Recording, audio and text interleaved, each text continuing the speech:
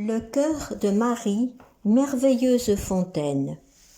Une image du bienheureux cœur de la très bénite Vierge, c'est cette merveilleuse fontaine que Dieu fit sortir de la terre au commencement du monde, dont il est parlé en ces termes au chapitre 2 de la Genèse. Une fontaine montait de la terre qui arrosait toute la surface de la terre.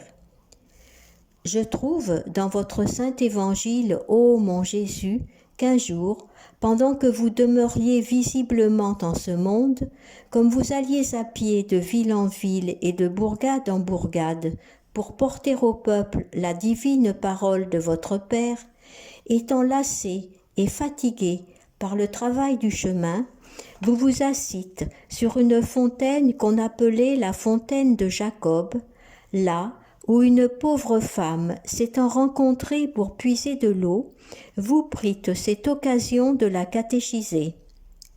Et qu'entre plusieurs saintes instructions que vous lui donnâtes, vous lui dîtes que vous aviez de l'eau vive à donner, qui était telle que ceux qui en boiraient n'auraient plus jamais soif, c'est-à-dire plus de soif des eaux empoisonnées que le monde donne à ceux qui le suivent.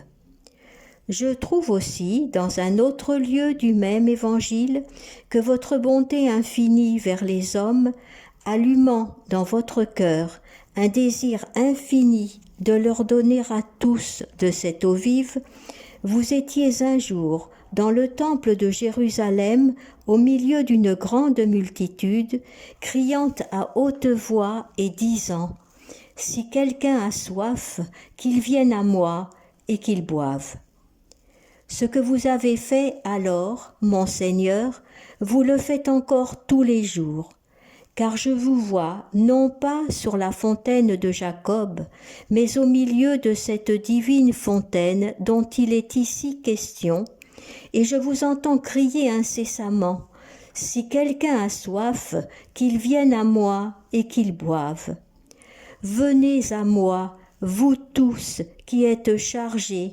fatigués et altérés dans la voie de ce monde, pleine de travaux et de misère, et venez à moi ici, c'est-à-dire à la fontaine, non pas de Jacob, mais du cœur de ma très digne mère, là où vous me trouverez, car j'y ai établi ma demeure pour jamais.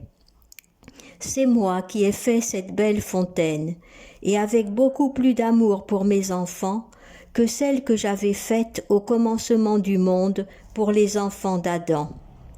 Je l'ai faite pour vous, je l'ai remplie d'une infinité de biens pour vous. J'y suis pour vous, j'y suis pour vous découvrir et pour vous distribuer les trésors immenses que j'y ai cachés. J'y suis pour vous rafraîchir, vous fortifier et vous donner une nouvelle vie par les eaux vives dont elle regorge. J'y suis pour vous repaître du lait et du miel et pour vous enivrer du vin qui en découle. Venez donc à moi. Il y a longtemps, mon Sauveur, que vous criez ainsi, mais il y a peu de personnes qui ouvrent les oreilles à votre voix. Si le monde n'écoute pas le Maître, il n'entendra pas le serviteur. N'importe, permettez-moi de crier avec vous, afin que le serviteur imite son Maître.